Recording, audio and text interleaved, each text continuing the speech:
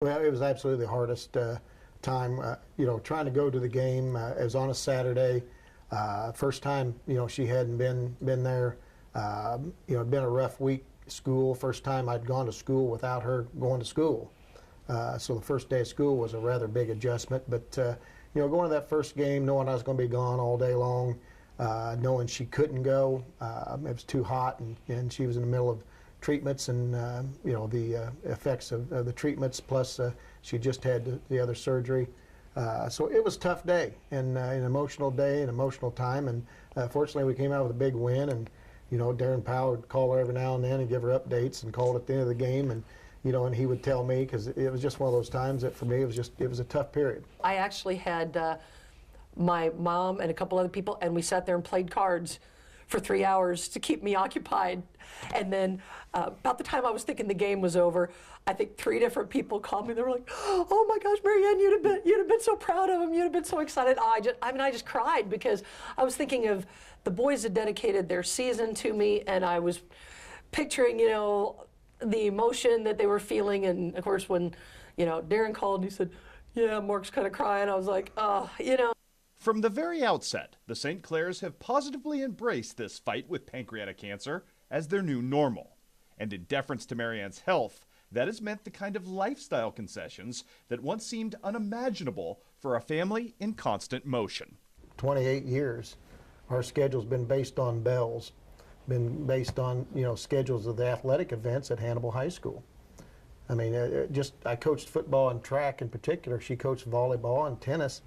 But even the other sports, we attended all of them. We based all of our entertainment, all of our scheduling, everything we did. We didn't have to go find things to do. It was all built into our schedule because we were part of Hannibal Public Schools.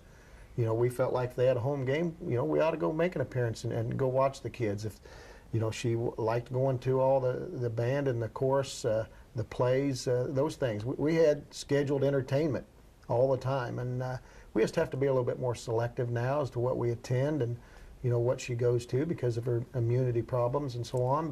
But beyond taking an occasional rare pass on an event and a little bit of hair loss, Maryann St. Clair has conceded nothing else to this disease. I had surgery one day and was at a game the next day, and so I've done well. I mean, as far as the doctors just shake their heads all the time that I haven't had the side effects like most people have had with a lot of the chemo drugs. And so I know I've been fortunate when I look at all the other people that I've seen down at Barnes and at Hannibal. Since this happened, I've had one day where I thought she was down. One day out of the last basically 6 months where, she said, "I'm going to feel bad today and tomorrow I'm going to be happy again."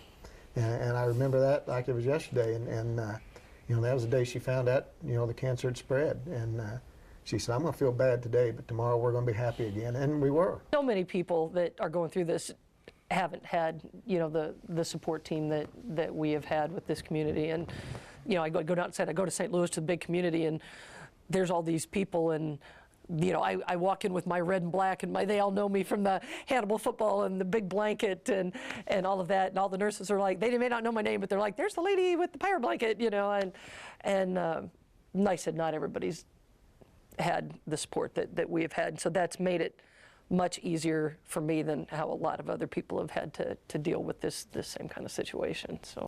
And it is that positivity in the face of this fight that has resonated with so many people across our community and beyond. But more than that, it's been a chance for so many to repay the tireless efforts of a teacher, coach, and parent who has so selflessly given so much for so long. Even still this week, I still get cards in the mail, from people just, "Hey, we're thinking about you," or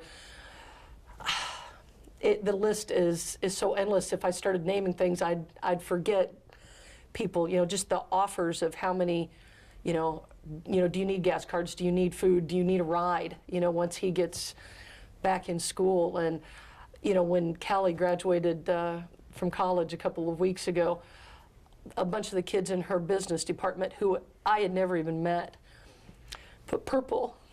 I know I was crying. Put purple on their hats and had my name. And how do you, the impact I've had on my kids has just been unbelievable. I mean, Callie said she couldn't have hardly stayed in college if it weren't for the support. I said, I don't know how you even put an emotional reaction on the amount of just phone calls. You know, I think she has an influence on a lot of people. And I think they see the influence she's had upon me and my coaching career. And I think it's obvious when we go to opposing schools and the support that they've given us, you know, Helias and Mexico and Fulton and, you know, Kirksville and all these different communities that we compete against, yet they're pulling for her. And they're pulling for us. And we hope that it's, you know, helped out some other people.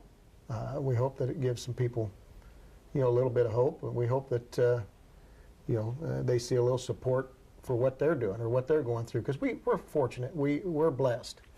We're very blessed with where we live and the community support and the people that we're around. And we know not maybe everybody's got the amount of support we have. Right. And you know, we want to help everybody we can also. And if it can just be a little thing that helps them, you know, that's great.